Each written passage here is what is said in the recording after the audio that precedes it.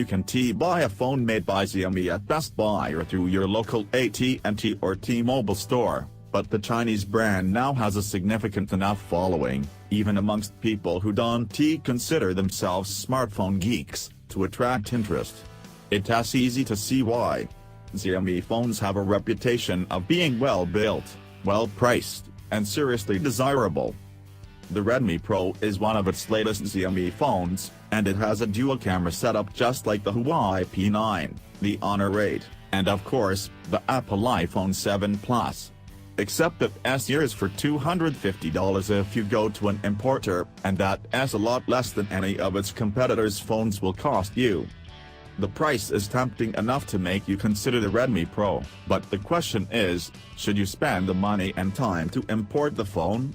We've been using the Redmi Pro to find out. There will be many who look at the Redmi Pro and think, this is the way all smartphones should look. It's not super slim, but it's made from aluminum and the screen has thin bezels. There's almost no branding at all, aside from the Mi logo on the rear, and the fingerprint sensor is mounted inside the home button. The speaker grills on the base sit on either side of a USB Type-C connector, and there's a 3.5mm headphone jack on the opposite end, with an infrared blaster for company. It's 8.2mm thick because it packs a massive 4,050 mAh battery. The trade-off of a thicker frame for a larger battery is one many will be happy to accept. AT&T make the Redmi Pro unwieldy, and the gentle curve of the rear panel which echoes the gorgeous Xiaomi Mi 5 Pro's body means it fits happily in the palm of your hand. At 174 grams, it's not the lightest phone, but it's comfortable and compact enough to slip into your pocket. There's a big screen fitted to this phone, but the body shrinks around it. Our review model came in a brushed silver finish, but there is also a gold option, and it looks superb. The silver is brighter and shinier than the Honor 5X, for example, but it attracts smears and fingerprints easily. The home button incorporates the fingerprint sensor, but it's an actual button, and you have to press it for the sensor to activate. The metal body makes it cool to the touch and cool to look at. The Redmi Pro dismisses the super slim frame seen on many premium phones, says bigger is equally beautiful, and it's hard to disagree.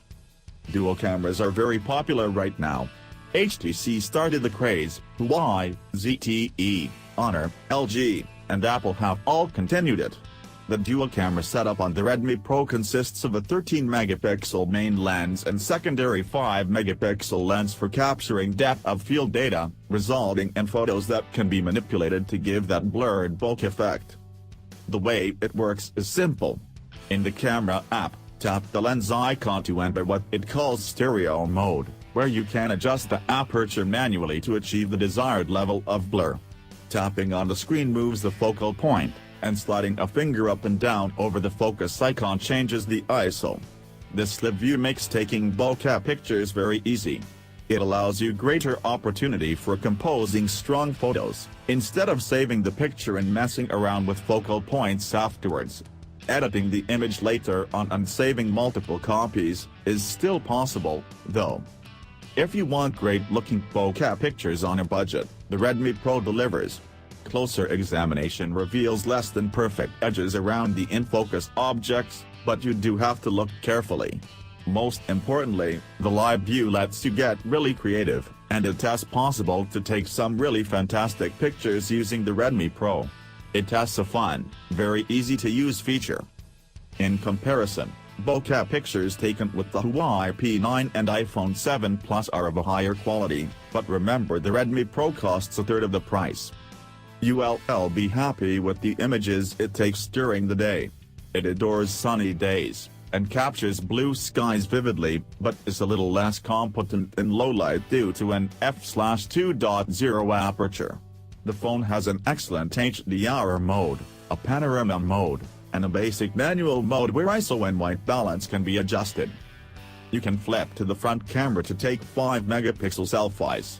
The Redmi Pro has a variation on the traditional beauty mode, consisting of 3 settings to make your face appear less like it is in real life. There is an option to turn off all the enhancements, But you want to do that after seeing what it does in Smart Mode. Smart Mode changes the smoothness of your skin, its tone, and slims down your face in just the right parts.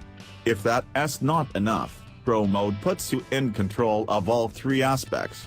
The results are good, and Smart Mode prevents that awful plastic look that sometimes comes with beauty modes, to the point where it could be used without feeling like a fraud.